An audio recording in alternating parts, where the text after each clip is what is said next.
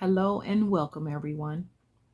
I am Katrina Deal-McCall, founder of Walk and Talk About It Ministry, helping men and women walk out of domestic violence and step into deliverance.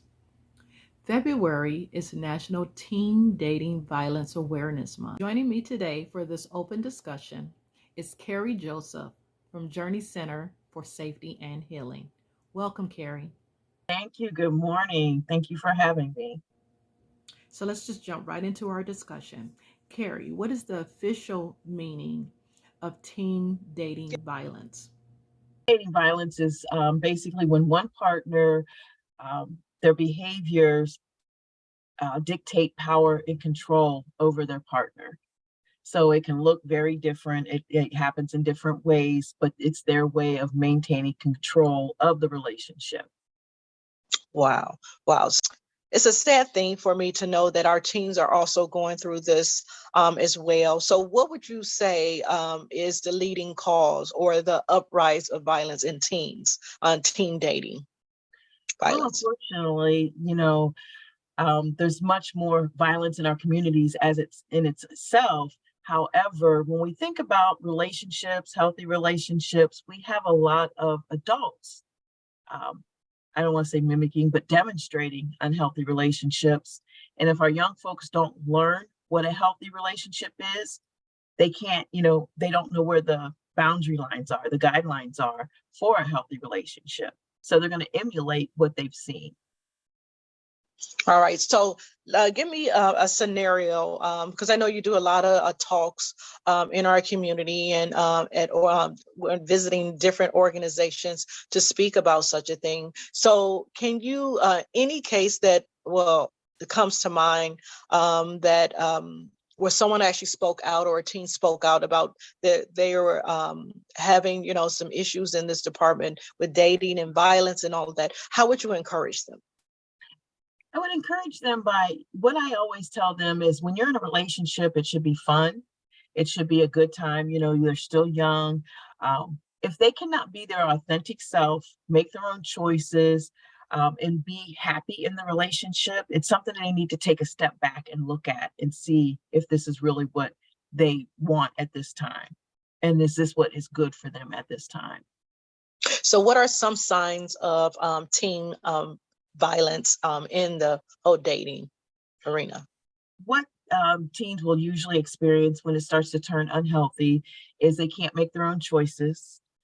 So that the abusive partner will start to monitor maybe their phone, their choices, who they can talk to, where they can go. Um, Many situations, we call it the Dr. Jekyll, Mr. Hyde. We don't see, people on the outside don't see these behaviors, but for the Mhm. victim, it happens in private. They get berated in private. They can't make choices, and then they're in trouble because of the choices that they make. Wow, wow. So, how in your profession, how do you actually get teens, or any ways that you can encourage, or any words of advice that you can encourage a parent or a friend to be an advocate, to get someone to open up? Now, I know there's signs just like everything else. So let's talk about that. What are some of the signs that you may see that a teen might be in trouble? Again, when they can't make their own choices, they stop doing some of the things they used to do. They don't spend as much time with their friends or in certain activities that they used to do. They can't participate in certain activities. They don't, maybe they might even start dressing differently. Maybe when you call them, their partner answers the phone, or nobody, Mm. the phone is not answered, or they don't respond to text because at that time they're not, quote unquote, allowed to respond. So how would you get a teenager to, because they really have their own thing going, and we know um, being mothers of teenagers, how do you actually get them to open up and share that something might be wrong? The main thing is not to be, accusatory or, I know he's doing this, or I know she's acting this way with you. It's more, how, let's talk about your relationship. What do you like about it? What don't you like about it? You got to have that open communication, and it's hard if you haven't had that communication, it's really hard to kind of walk into that discussion.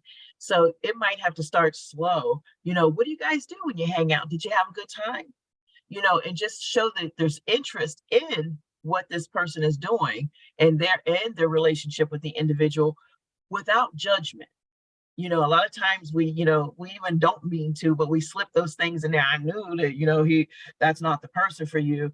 But, we have to start slow, open up those conversations, show interest, and then, help them recognize that maybe it's not, if we see it as not healthy, just putting some questions out there.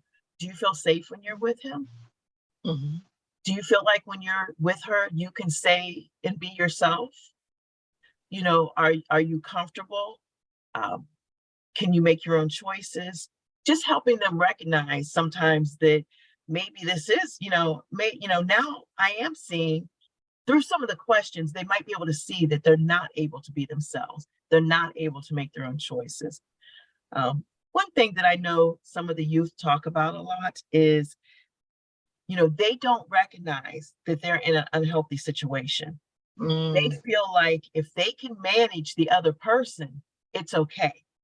So, what I hear them say is, well, I might get pushed or, maybe even, hit or punched in the arm, but it's not like, my friend gets beat up and they have black eyes and they get knocked down. So if they feel like they're managing it, to them, it's an okay situation. Wow. Wow. So, so how many cases a year? Is it on an uprise or teen violence? Where are we at as far as statistics? They tell us statistically 1 in 3 high school students will be involved in an abusive relationship.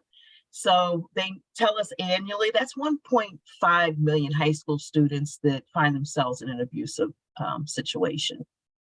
Wow. Wow. So, as far as Journey Center for Safety and Healings, is there any programs or education that you guys, or classes that you do where teens can come in, or, I know you do a lot in the community. So what does that look like? How can someone, book that for their organization or a school for even?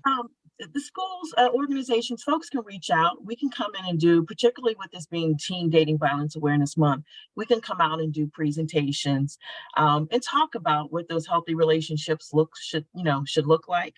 We can also provide for the, educators, for the adults, maybe if it's a some type of group that the teens attend.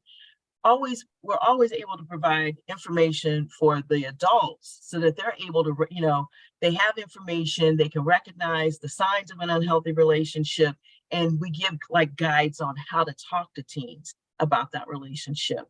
So I guess we can talk to the teens, but we provide for the adults, because, we can go in, have that one-time talk. It might impact some, but the real impact's going to come from the folks that they spend more time with, the folks that can talk to them on a regular basis, or when they see that there might be something going on. So we really encourage the adults to really try to get that information, that education, and develop that comfort in initiating those type of conversations. So has it ever been a case where the teen didn't want to open up, or felt that, okay, they were going to get the other person in trouble, but you clearly see as a parent, as a friend, that is definitely something going on, or have witnessed some things yourself? So what would you say were your best the next step or action to take in that case? Because you don't want to endanger the teen, or have it progress, because we all know, even in domestic violence situations, that once that offender doesn't have control anymore, they act out even more, and sometimes it's it could result in death. So in cases like that, what would you suggest as an advocate to do? Always just letting that that victim know, I'm here. I'm always willing to listen. When you're ready to talk, I'm here. If you need some support, I'm here to support you. Just really letting them know you're a listening ear. You're not looking to create confusion in their situation, but just being available to them when they're ready to talk. Just, checking in. Hey, how are things going? Are you okay today? Just letting them know there's a real interest. When children have to develop that level of trust before they're going to start to talk. So the more we kind of check in, let them know we're here for them. We're not here to judge them, berate them, tell them that they're wrong. Then that's when we're going to, be able to gain their trust. And then slowly they might start to share. And again, if we show that judgment, then they're going to stop. I always tell people when they're talking to kids, especially when they're, the kids are sharing something that may be, shocking to us or even be a harmful situation, we have to put our game face on. Because if we start to say, what? Oh, no. Oh, they're going to stop talking because they see that you're not, it's not good with you.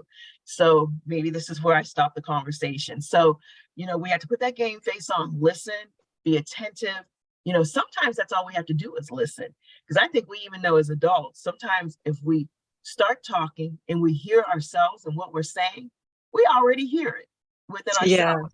Yeah. So if we give them that space to talk and just listen, sometimes that will make a big difference. Oh, that's so good. So how can our viewers and listeners reach Journey Center for Safety and Healing and your resources? How they can, get connected to you guys? Absolutely. So Journey Center, we have a 24-hour helpline.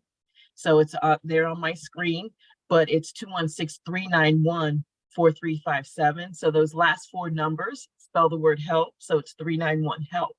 So that's a 24-hour helpline that can be accessed at any time. It's important. I think it's important for folks to know if they call that number, they don't have to say who they are. They can simply just call. This is what I'm, experiencing. This is what my concern is. What resources are available? How can you help? And our advocates, our trained advocates on the helpline will take it from there. They can also go to our website and we can do a live chat with them. So if they go onto the website, we can do a live chat, but we're available 24/7 to provide resources and services. And that would be for anyone that finds themselves in an unhealthy situation, any type of abusive situation. That's so great. Any last words, Carrie? Just one thing. One other tip that I would say that we can do with our young folks, if they disclose that they're in an unhealthy situation, is just talk to them about how to keep themselves safe in that situation. If, a lot of times they might start talking about it, but because they have that emotional connection to the person, they're not ready to leave them. That's okay. Adults do the same thing. But what we do with the adults and what we can do with our young folks, let's safety plan. So if you feel like something is about to happen and you're not safe, is there somebody you can call? If you're in a house, where's the safest place for you to be at that time? If you're in school, who's that safe person you can go to? Just really identifying where those safe places are. So, we're not saying, okay, run, don't ever go back. We're just saying, keep yourself safe in that moment. So if folks call the helpline, we can do safety planning over the helpline with someone. So again, they don't have to say who they are. We just want to do what we can to help them be safe. So I just want to add to if folks would go to our website, this is National Teen Dating Violence Awareness Month. So we have a toolkit on our website that's available. There's activities that can be done with young folks. We have a poster contest going on, bulletin board. There are some announcements that can be shared with young folks. Last week was Respect Week, but it doesn't mean that those same messages can't be shared throughout any week. So there's a lot of different activities, suggestions. In the toolkit, it does have information on how to talk to our teens about situations, how to help them with a safety plan. So it's a great tool just to have for any day of the year when you might recognize that a teen might be experiencing something unhealthy. That's so great. Well, Carrie, thank you once again for partnering with Walk and Talk About It Ministry and being available to discuss this very important topic. And we just hope and pray that, the statistics do not go up, that this is definitely the way to prevent teen violence or any kind of violence in this case. So we thank you once again for being a part of this broadcast, and thank you everyone for joining us.